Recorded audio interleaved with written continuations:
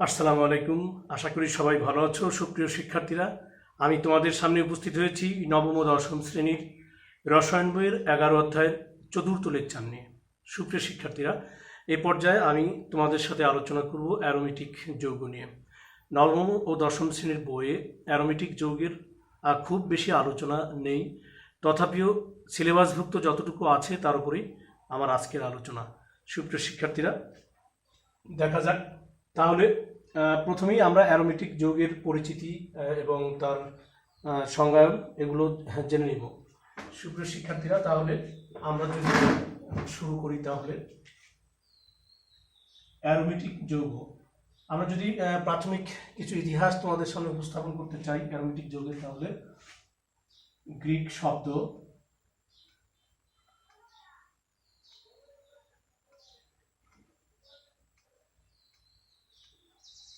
Aroma থেকে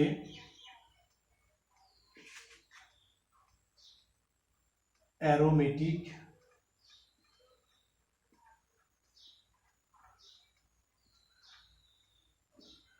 শব্দটি গৃহীত। তাহলে গ্রিক শব্দ অ্যারোমা থেকে অ্যারোমেটিক শব্দটি গৃহীত, যার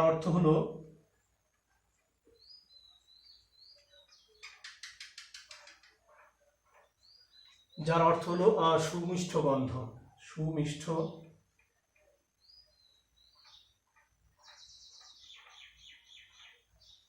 গন্ধ। জৈব রসায়নের সূচনা লগ্নে সুগন্ধযুক্ত কিছু যৌগ আবিষ্কৃত হয়। জৈব রসায়নের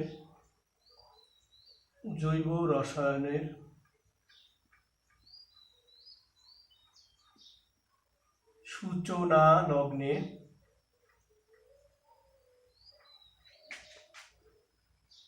সুগন্ধযুক্ত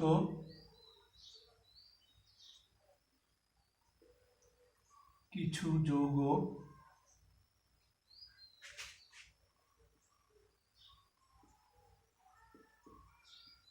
আবিষ্কৃত হয়।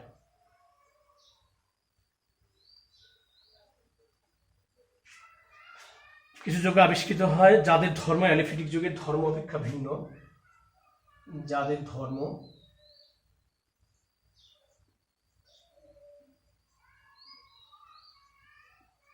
অ্যালিফেটিক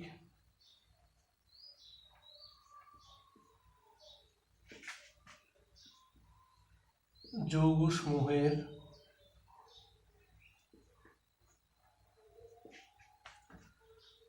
ধর্ম অপেক্ষা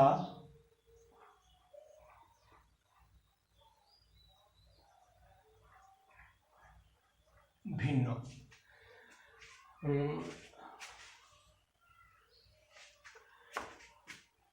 তাহলে এ সকল সুগন্ধযুক্ত ও বিশেষ ধর্মযুক্ত যৌগ, এ সকল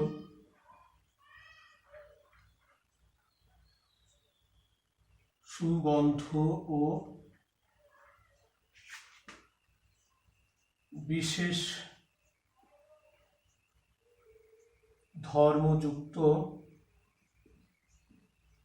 যৌগ সমূহের নামকরণ করা হয় অ্যারোমেটিক যৌগ। সমূহের নামকরণ করা হয়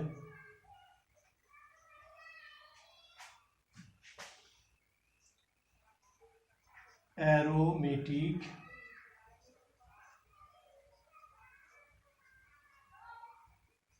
যৌগ। কিন্তু 1861 সালে বিজ্ঞানী লসমিথ প্রমাণ করেন যে কিন্তু 1861 সালে বিজ্ঞানী লসমিথ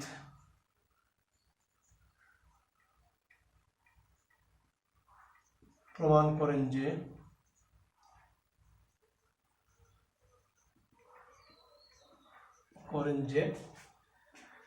সুগন্ধযুক্ত প্রত্যেক যৌগে বেনজয়েড কাঠামো থাকে। সুগন্ধিযুক্ত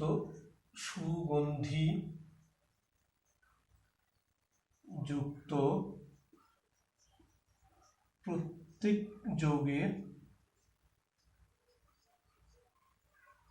বেনজয়েড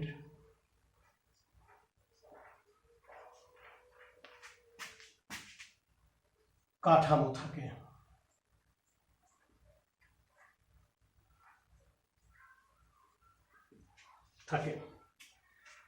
এই বেনজয়েড কাঠামোযুক্ত এমন কিছু যৌগ আছে যারা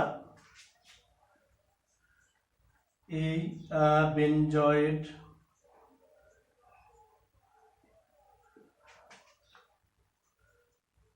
কাঠামো যুক্ত এমন কিছু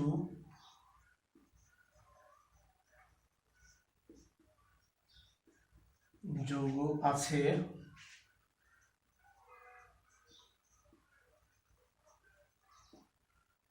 যারা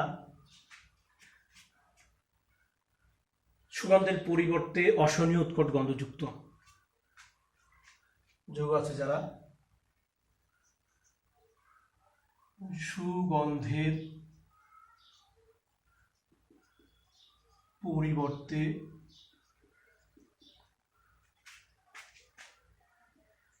অসহনীয় উৎকট গন্ধযুক্ত। গন্ধযুক্ত ফলে অ্যারোমেটিক যৌগের নামকরণ ফলে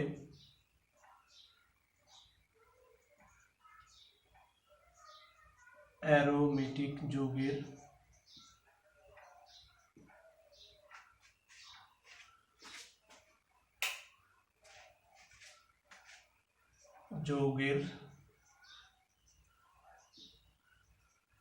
নামকরণে অ্যারোমেটিক যৌগের নামকরণে অ্যারোমেটিক শব্দের আবিধানিক অর্থটি অ্যারোমেটিক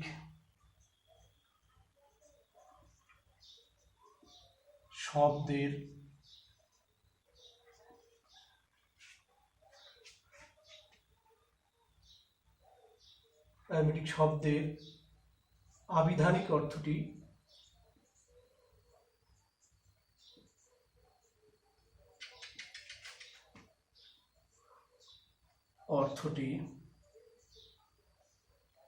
সার্থকতা হয়।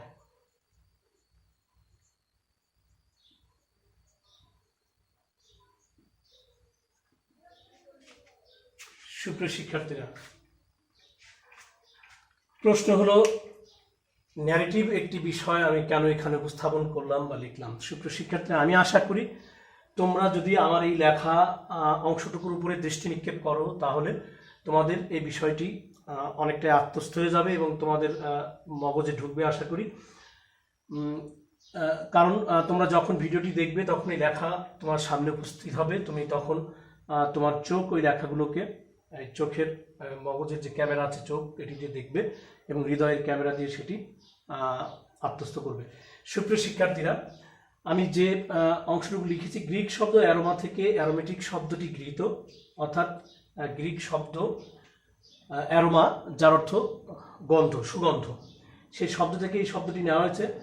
জৈব রসায়নের সূচনা লগ্নে সুগন্ধযুক্ত কিছু যৌগ আবিষ্কৃত হয় যাদের ধর্ম অ্যালিফেটিক যৌগসমূহের ধর্ম অপেক্ষা ভিন্ন। এ সকল সুগন্ধ, দুঃখিত বানানটি ভুল ছিল, সুগন্ধ ও বিশেষ ধর্মযুক্ত যৌগসমূহের নামকরণ করা হয় অ্যারোমেটিক যৌগ। অর্থাৎ এক সময় যে সকল যৌগের সুমিষ্ট গন্ধ পাওয়া যেত, সুন্দর গন্ধ পাওয়া যেত, সে সকল যৌগগুলোকে আসলে অ্যারোমেটিক যৌগ হিসেবে চিহ্নিত করা হতো। কিন্তু দেখা গেল কি 1861 সালে বিজ্ঞানী লসমিথ প্রমাণ করে দেখালেন যে সুগন্ধি যুক্ত প্রত্যেক যৌগে বেনজয়েড কাঠামো থাকে। এই বেনজয়েড কাঠামোযুক্ত এমন কিছু যৌগ আছে যারা আসলে ওই যে অ্যারোমা শব্দের অর্থ সুগন্ধ, সেই সুগন্ধ না বরং বিশ্রী গন্ধ অর্থাৎ উৎকট গন্ধ, যে গন্ধ সহ্য সীমার বাইরে চলে যায় অনেক সময়, সুগন্ধের পরিবর্তে অশনি উৎকট গন্ধযুক্ত। ফলে অ্যারোমেটিক যৌগের যে নামকরণের জন্য অ্যারোমা শব্দটি থেকে অ্যারোমা শব্দটির অর্থকে যে গ্রহণ করা হয়েছিল সেটি তার সার্থকতা হারায়। আসলে তার নামকরণের যে তাকে নেওয়া হয়েছিল নামকরণের জন্য শব্দটিকে, সেটি মানুষ আর গ্রহণ করতে পারলো না। এখানে পরিবর্তন আসলো কার কারণে? বিজ্ঞানী লসমিথ প্রমাণ করে দেখানোর কারণে। সুপ্রিয় শিক্ষার্থীরা, তাহলে এখন যদি আমরা বলি যে তাহলে অ্যারোমেটিক যৌগের সংজ্ঞাটি কি? আসলে অ্যারোমেটিক যৌগের দুই ধরনের সংজ্ঞা আছে, একটি সাধারণ সংজ্ঞা এবং একটি আধুনিক সংজ্ঞা। তাহলে আমরা অ্যারোমেটিক যৌগের সাধারণ সংজ্ঞাটি তোমাদের এখন দেখানোর চেষ্টা করি। সুতরাং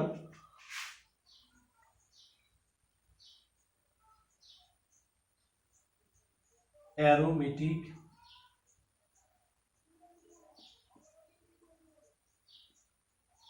যৌগের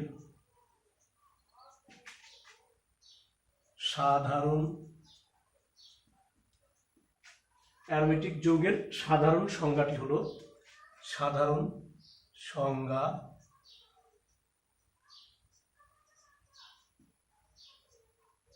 হলো বিশেষ ধরনের অসম্পৃক্ততা বিশিষ্ট যৌগ, বিশেষ ধরনের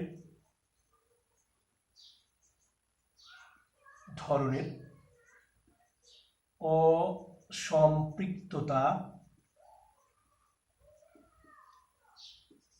বিশিষ্ট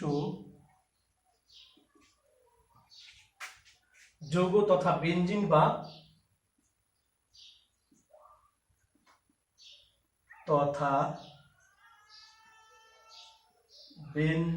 বা বেনজিন জাতক এবং বেনজিনের অনুরূপ, বেনজিন যৌগ তথা বেনজিন বা বেনজিনের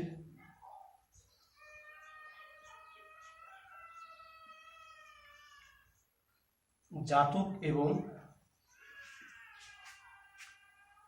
বেনজিনের অনুরূপ ধর্মবিশিষ্ট, বেনজিনের অনুরূপ ধর্মবিশিষ্ট বলয়াকার বা চক্রাকার যৌগকে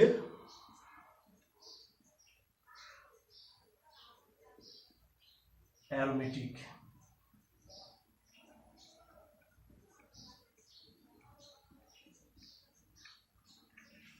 যৌগ বলে। সুপ্রিয় শিক্ষার্থীরা, তাহলে অ্যারোমেটিক যৌগের সাধারণ সংজ্ঞা যেটি আমরা লিখলাম, বিশেষ ধরনের অসম্পৃক্ততা বিশিষ্ট। সুপ্রিয় শিক্ষার্থীরা, আমরা যদি অ্যারোমেটিক যৌগের স্ট্রাকচার দেখি, অর্থাৎ গাঠনিক সংকেত দেখি বা আণবিক সংকেত, গাঠনিক সংকেত দেখি, তাহলে সেখানে আমরা দেখব যে কার্বন কার্বন একান্তর দ্বিবন্ধন আছে। অর্থাৎ আমরা জানি যেখানে দুইটি কার্বন পরমাণুর মধ্যে কমপক্ষে একটি দ্বিবন্ধন থাকে তারা অসম্পৃক্ত যৌগ। সেই হিসেবে অ্যারোমেটিক যৌগ অবশ্যই অসম্পৃক্ত, সে কারণেই বিশেষ ধরনের অসম্পৃক্ততা বিশিষ্ট কথাটি এখানে আসছে। যৌগ তথা বেনজিন বা বেনজিনের জাতক, অর্থাৎ বেনজিন এবং বেনজিনের মতো আর যে সকল যৌগ আছে, বেনজিনের অনুরূপ ধর্মবিশিষ্ট চক্রাকার বা বলয়াকার যৌগ যারা আছে তাদেরকে অ্যারোমেটিক যৌগ বলে। এটি আমরা সাধারণ সংজ্ঞায় পেলাম। তাহলে সুপ্রিয় শিক্ষার্থীরা, এই অ্যারোমেটিক যৌগকে আবার অ্যারোমেটিক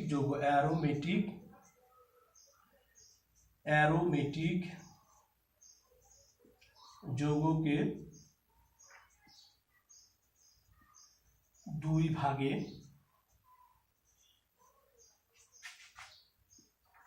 ভাগ করা হয়েছে।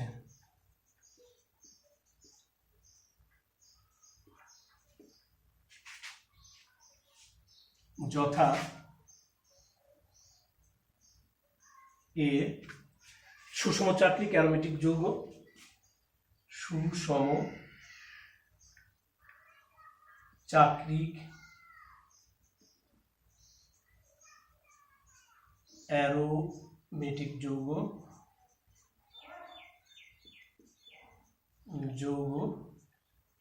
এবং বি বিষম চাকরিক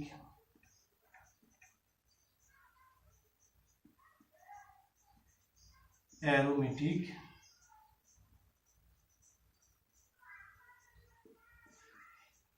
যৌগ। সুপ্রিয় শিক্ষার্থীরা, তাহলে আমরা অ্যারোমেটিক যৌগকে দুই ভাগে বিভক্ত করলাম। একটি হলো সুষম চাকরিক অ্যারোমেটিক যৌগ এবং আরেকটি বিষম চাকরিক অ্যারোমেটিক যৌগ। সুপ্রিয় শিক্ষার্থীরা, এই সুষম আর বিষম শব্দ দুটি থেকেই কিন্তু আমরা অনেকটাই গাঠনিক সংকেত অ্যারোমেটিক যৌগের বুঝতে পারছি।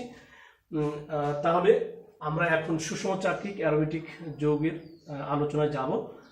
অ্যারোমেটিক যৌগের যে সকল চক্র কাঠামো, তাহলে আমরা এখানে সুষম চাকরিক অ্যারোমেটিক যৌগ নিয়ে আলোচনা করি।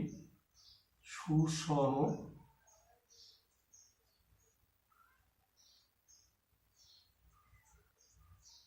চাকরিক অ্যারোমেটিক যৌগ।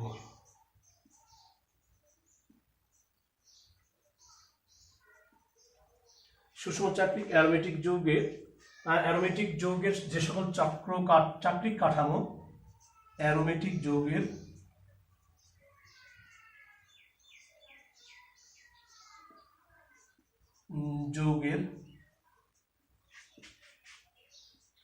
যে সকল চাকরিক কাঠামো শুধুমাত্র কার্বন পরমাণু দ্বারা গঠিত, শুধুমাত্র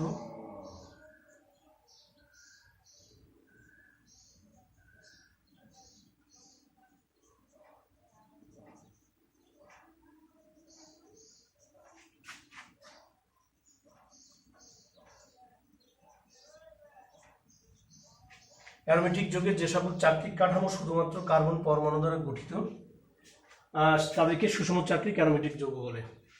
তাদেরকে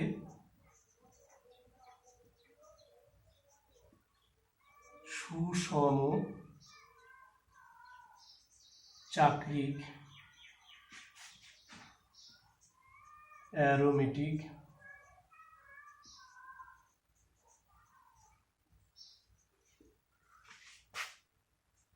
যৌগ বলে।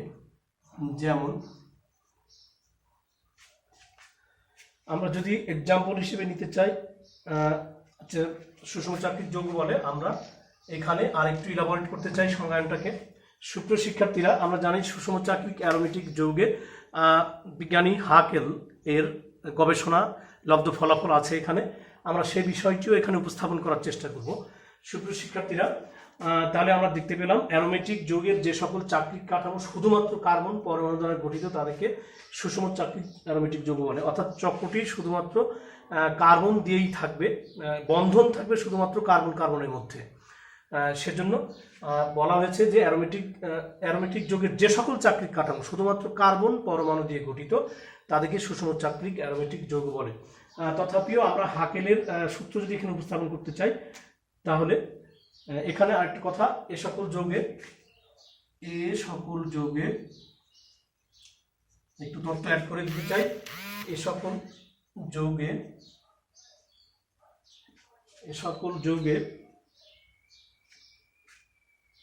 6 কার্বন বিশিষ্ট বেনজিন, 6 কার্বন বিশিষ্ট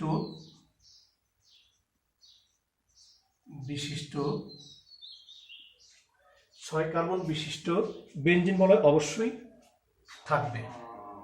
6 কার্বন বিশিষ্ট বেনজিন বলয় আমরা দেখতে পাই। এই সকল যৌগে 6 কার্বন বিশিষ্ট বেনজিন বলয় অবশ্যই উপস্থিত থাকবে। বেনজিন বলয় বা চক্র মলয় বা চক্র অবশ্যই উপস্থিত থাকবে।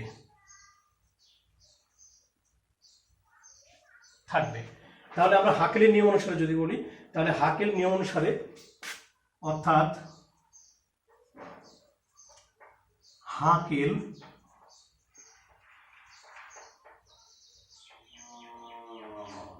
নিয়মানুসারে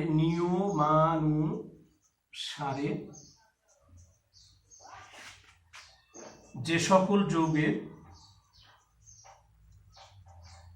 চাক্রিক যৌগের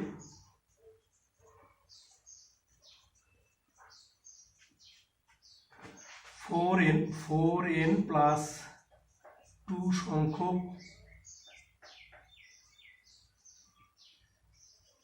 কার্বন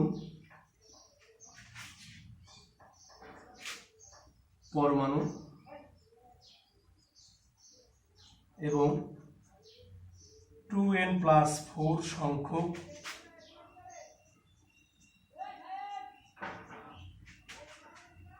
হাইড্রোজেন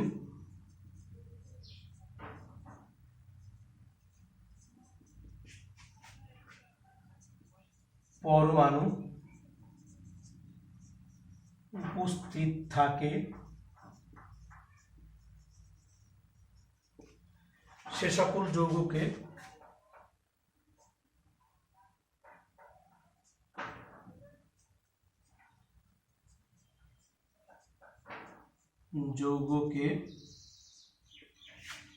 সুষম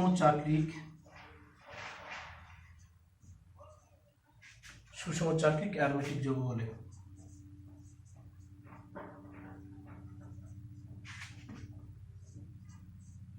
অ্যারোমেটিক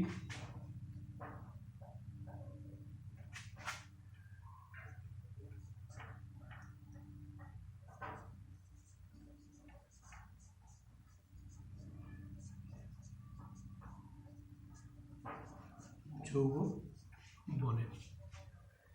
সুপ্রিয় শিক্ষার্থীরা, তাহলে আমরা যদি সুষম চাক্রিক অ্যারোমেটিক যৌগের উদাহরণ দিতে যাই, এক্সাম্পল দিতে যাই তাহলে উপরে দিকে দেখাচ্ছি, যেহেতু নিচে জায়গার সংকুলন হবে না।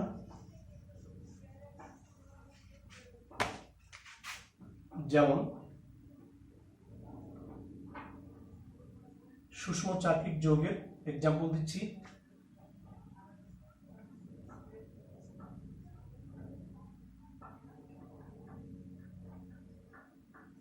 বেনজিন,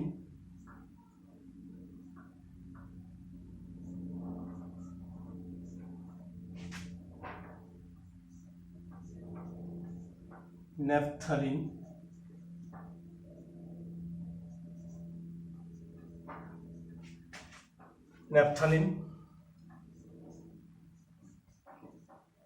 ফেনল,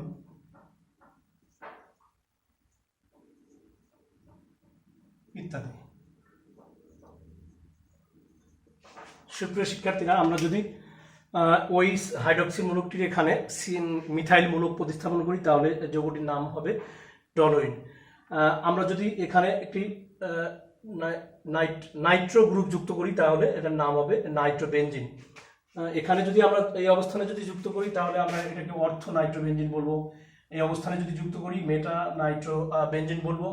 এখানে যদি আমরা নাইট্রো গ্রুপ যুক্ত করি তাহলে প্যারা নাইট্রো বেনজিন বলবো। সুপ্রিয় শিক্ষার্থীরা, এসএসসি লেভেলে যেহেতু এত ইলাবোরেট নয়, সেহেতু আমি এইদিকে আর বেশি অগ্রসর হচ্ছে না। শুধু এটুকুই জেনে রাখো যে আমরা যদি এটি 1 নম্বর কার্বন ধরি, এটিকে 2 নম্বর কার্বনের সাথে যদি কোনো গ্রুপ যুক্ত হয় তাহলে সেটাকে আমরা উচ্চারণ করি অর্থ, 3 নম্বর কার্বনের সাথে যুক্ত হলে মেটা, 4 নম্বর কার্বনের সাথে যুক্ত হলে প্যারা।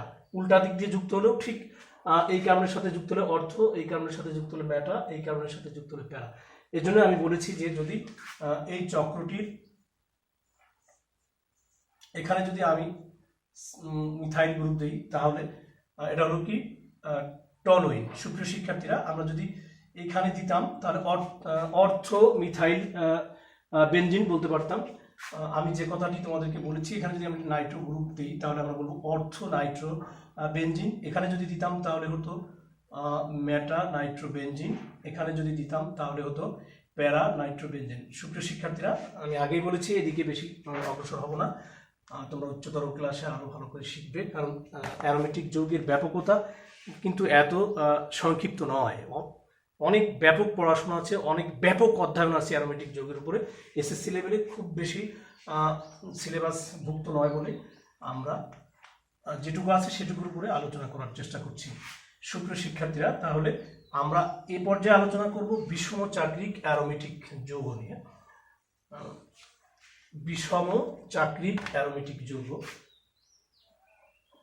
বিষম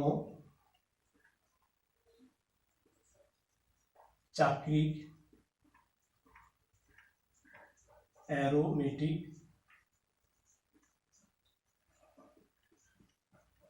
যৌগ। সুপ্রিয় শিক্ষার্থীরা, তাহলে আমরা যদি সংজ্ঞায়ন করতে চাই তাহলে আমরা লিখব অ্যারোমেটিক যৌগের যে সকল চক্র কাঠামোতে অ্যারোমেটিক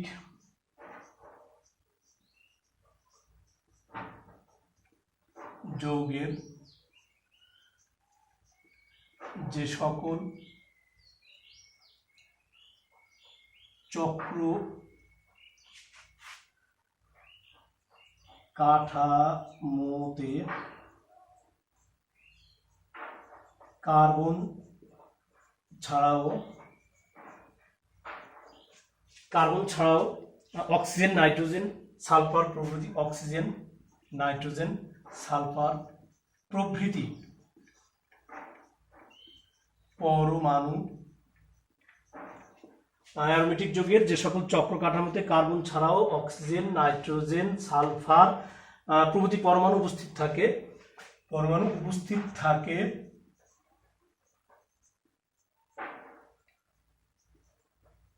থাকে তাদেরকে বিষমচাক্রিক অ্যারোমেটিক যৌগ বলে। তাদেরকে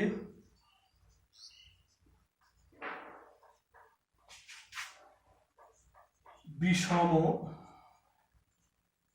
চাক্রিক অ্যারোমেটিক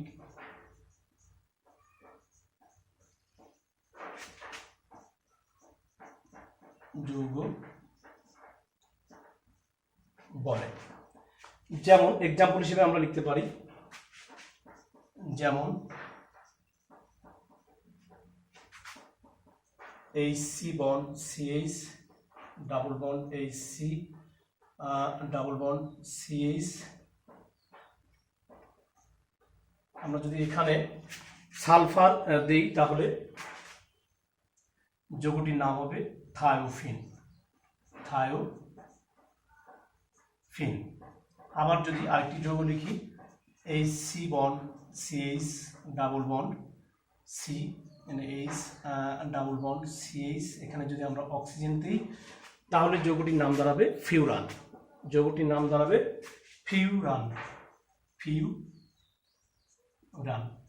ইত্যাদি অসংখ্য যৌগ তৈরি হতে পারে। সুপ্রিয় শিক্ষার্থীরা, তাহলে তোমরা দেখতে পাচ্ছ আমরা অ্যারোমেটিক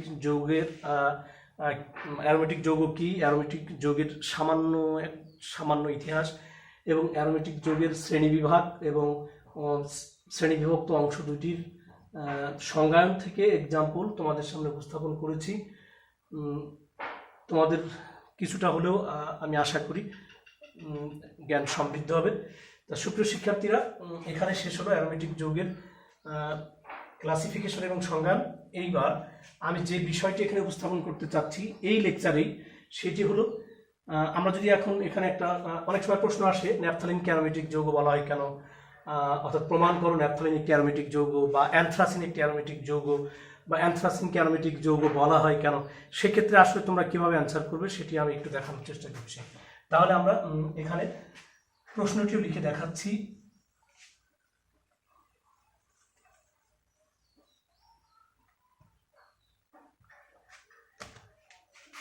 প্রশ্ন: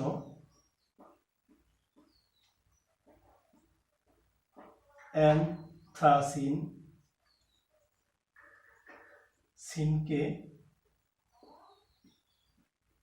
অ্যারোমেটিক সুষম অ্যারোমেটিক যৌগ বলা হয় কেন? দুঃখিত, অ্যানথ্রাসিনকে সুষম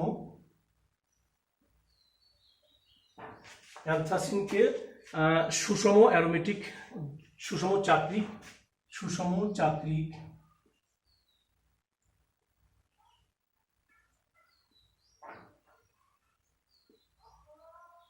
অ্যারোমেটিক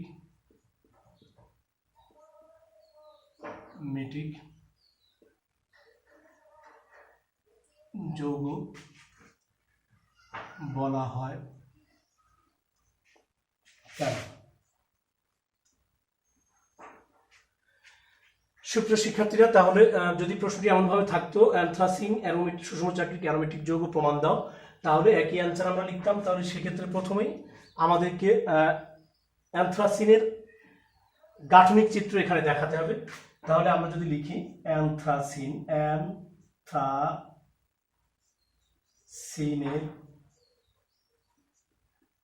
গাঠনিক চিত্র নিম্নরূপ।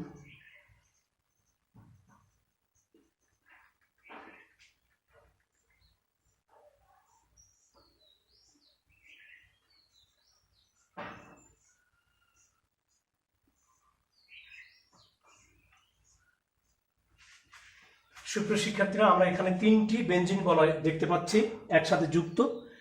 সেক্ষেত্রে আমরা যদি হাকেলের নিয়ম অনুসারে আমরা বলেছিলাম যে যে সকল চাক্রিক যৌগে 4n+2 সংখ্যক কার্বন পরমাণু এবং 2n+4 সংখ্যক হাইড্রোজেন পরমাণু উপস্থিত থাকবে তারা সুষম চাক্রিক অ্যারোমেটিক যৌগ। সুপ্রিয় শিক্ষার্থীরা, তাহলে আমরা এখান থেকে দেখব হাকেলের সেই সূত্র দিয়ে এটি প্রমাণ করা যায় কিনা। তাহলে আমরা যদি হাকেলের সূত্রে ছিল 4n+2 সংখ্যক কার্বন এবং 2n+4 সংখ্যক হাইড্রোজেন। সুপ্রিয় শিক্ষার্থীরা, এখানে n হলো চক্র সংখ্যা, এখানে n ইজ ইকুয়াল টু চক্র সংখ্যা। তাহলে হাকেলস নিয়ম অনুসারে যদি আমরা এই বেঞ্জিন 3টি বেঞ্জিন কাঠামো একসাথে যুক্ত, এই কাঠামো থেকে যদি আমরা কার্বন সংখ্যা এবং হাইড্রোজেনের সংখ্যা বের করতে পারি তাহলে দেখা যাক কি হয়। তাহলে হাকেল নিয়মানুসারে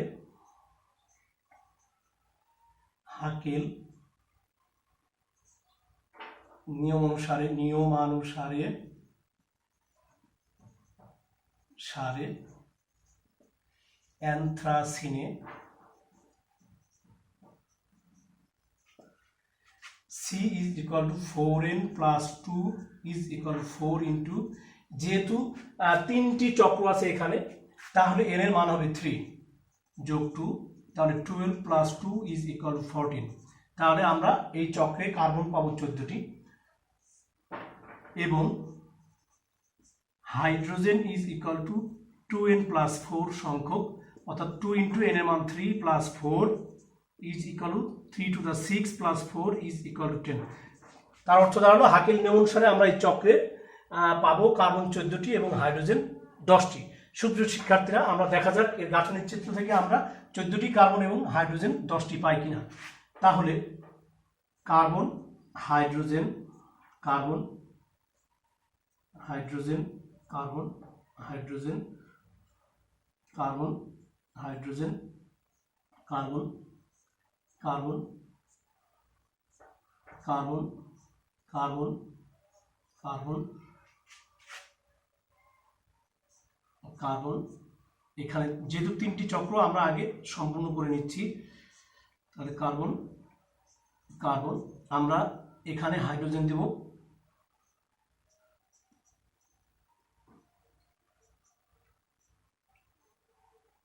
এখানে হাইড্রোজেন পরমাণু, এখানেও হাইড্রোজেন পরমাণু, এখানেও হাইড্রোজেন পরমাণু, এখানে হাইড্রোজেন পরমাণু, হাইড্রোজেন পরমাণু, হাইড্রোজেন পরমাণু, হাইড্রোজেন পরমাণু, সরি এখানে হাইড্রোজেন পরমাণু হবে না। তাহলে আমরা এটিকে দ্বিবন্ধন দিলাম, যদি এটিকে আমরা দ্বিবন্ধন দিই তাহলে এটি দ্বিবন্ধন দাঁড়াবে, তাহলে এখানে দ্বিবন্ধন, এখানে দ্বিবন্ধন, এখানে দ্বিবন্ধন,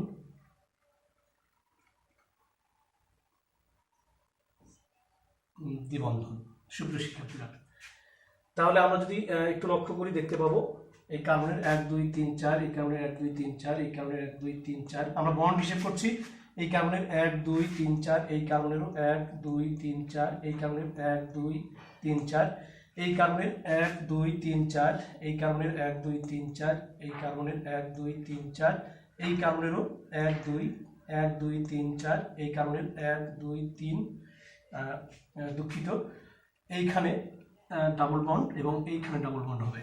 সুপ্রিয় শিক্ষার্থীরা, তাহলে এই কার্বনের এক আমরা দেখতে পাচ্ছি 1 2 3 4, এই কার্বনেরও 1 2 3 4, এই কার্বনেরও 1 2 3 4। সুপ্রিয় শিক্ষার্থীরা, এই কার্বনের 1 2 3 4 প্রত্যেকটি কার্বনের আমরা দেখতে পেলাম 4টি করে বন্ড ফিল আপ আছে এবং হাইড্রোজেনের 1টি করে বন্ড ফিল আপ আছে। সুপ্রিয় শিক্ষার্থীরা, তাহলে আমরা এখান থেকে যদি দেখি গাঠনিক চিত্র থেকে অ্যানথ্রাসিনের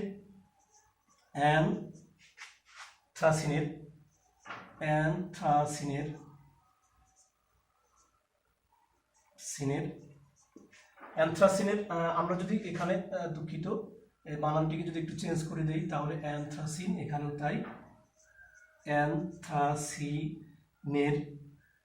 গাঠনিক চিত্রে কার্বন ইজ ইকুয়াল কয়টি আমরা একটু হিসাব করে দেখি।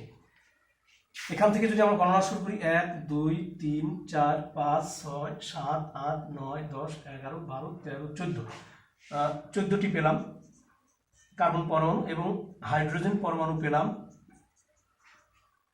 1 2 3 4 5 6 7 8 9 10, 10টি। সুপ্রিয় শিক্ষার্থীরা, হাকেলের নিয়ম অনুসারে আমরা এই অ্যানথ্রাসিনের গাঠনিক চিত্র থেকে 14টি কার্বন এবং 10টি হাইড্রোজেন পেয়েছিলাম হিসাব করে, এবং গাঠনিক চিত্র থেকেও হিসাব করে আমরা 14টি কার্বন পরমাণু এবং 10টি হাইড্রোজেন পরমাণু পেয়েছি। তাহলে আমরা নিঃসন্দেহে বলতে পারি যে অ্যানথ্রাসিন একটি সুসমচাক্রিক অ্যারোমেটিক যৌগ হাকেলস নিয়ম অনুসারে। সুপ্রিয় শিক্ষার্থীরা, তাহলে আমাদেরকে যদি বেনজিনকে বলে কেন অ্যারোমেটিক যৌগ, আমাদেরকে যদি বলে ন্যাপথালিন কেন অ্যারোমেটিক যৌগ, এই ধরনের সুষমচাক্রিক অ্যারোমেটিক যৌগগুলোকে যদি আমাদের হাকেল নিয়ম অনুসারে দেখাতে বলে আমরা অবশ্যই দেখাতে পারবো। সুপ্রিয় শিক্ষার্থীরা, আজ এ পর্যন্তই। করোনার এই সময়ে সবাই ভালো থেকো, সুস্থ থেকো, নিরাপদে ঘরে থেকো। সে পর্যন্ত সবার জন্য শুভকামনা রইল। আল্লাহ হাফেজ।